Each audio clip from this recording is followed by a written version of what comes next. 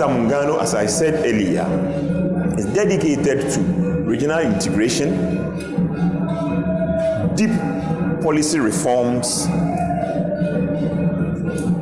collapsing of physical colonial barriers, elimination of trade barriers, to realize the establishment of a consolidated union in a sub-region, either at the sub-regional level or on the continent as a whole. It is an idea that was promoted by our founding fathers. It's stalled a bit, and today's generation finds it necessary to revive this idea and to deepen it and see it in bear fruit. Okay, so one may ask, there is African Continental Free Trade Area, which is also aimed at eliminating trade barriers. How different is this union from that?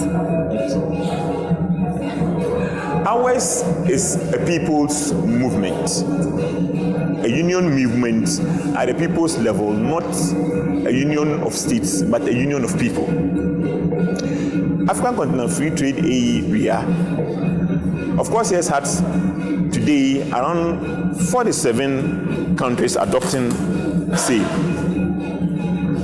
but it remains at the state level.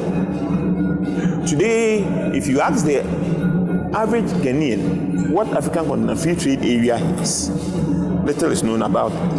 And that is why we, as Harakati Muungano, have been birthed to deepen some of these agendas and to make it more informative and to impart that knowledge to the average man, making it easier for such practices to trickle down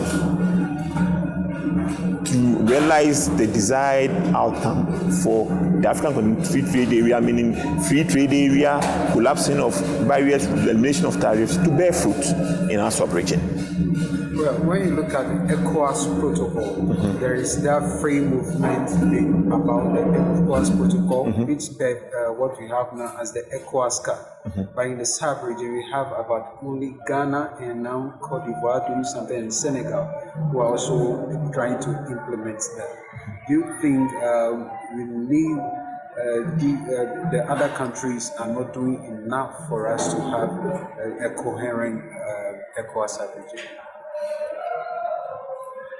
I think ECOWAS has played its role, but there is more to be done. The reason being, if you travel across a sub-region from one country to the other, of course, yet there's a talk of free movement of people, goods, services, capital. But more often it comes out as a theory rather than in practice. Because if you encounter trade barriers inhibiting serious trade at our borders, if you look at things like high tariffs, whether trade tariffs or the other is it phytosanitary tariffs? Those tariffs that are, of course, there's a term for it. I have to recollect that.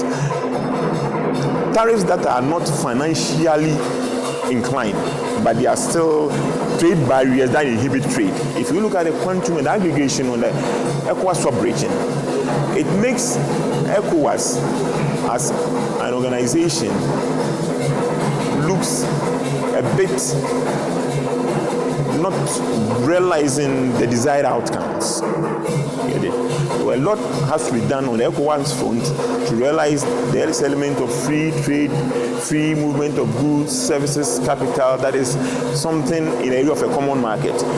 Even with the African Continental Free Trade Area that we are discussing, yes, African Continental Free Trade Area is a welcome development. But we are of the opinion that Africa must move from a free trade area, go past a customs union, go past a common market, go past a monetary union, go past an economic union, and embrace a political union. It's not overdue. Kwame Nkrumah and the founding fathers of our countries attempted it because they saw the danger ahead if we fail to pull together to make us competitive on the global stage. Today, we are now embracing African continental free trade area. It's an admission that in our balkanized states, we will continue to remain uncompetitive. And that is why, for me, ECOWAS has to do more. This element of a free trade, common customs union, common market as we define it as free movement of goods, services, and capital, must move to the next level of an economic union. There's this convergence criteria which our governments have been working at within the ECOWAS region for God knows how long, and it's not been achieved. So until then, what happens to ECOWAS? So would you say that the present generation have failed the vision of our forebears? I wouldn't put it that way. All I would say is a lot of energy and effort has to be brought to bear to impact on the regional integration agenda, because comparatively our fathers did their own. They chalked the successes that they will chalk. This generation is also putting in the desired effort, but in my judgment, a lot more needs to be done to realize the desired outcome. In your presentation, you said trade is the only way to save Africa from poverty. What do you mean by that? You will realize globally, like I said, out of this global GDP of 105 trillion, Africa accounts for just about 3 trillion.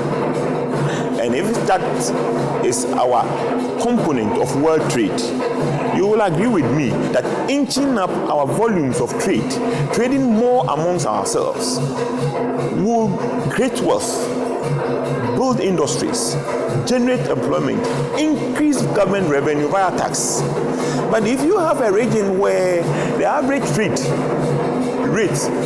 that we record is far lower than the next above us, we record around under 15% trade amongst African countries.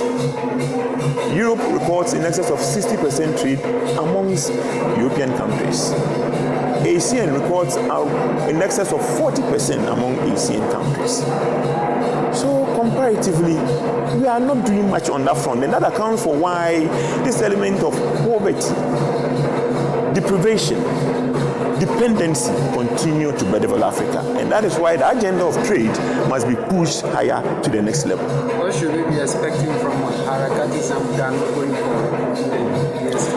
Harakati Muungano intends to make its mark impactfully.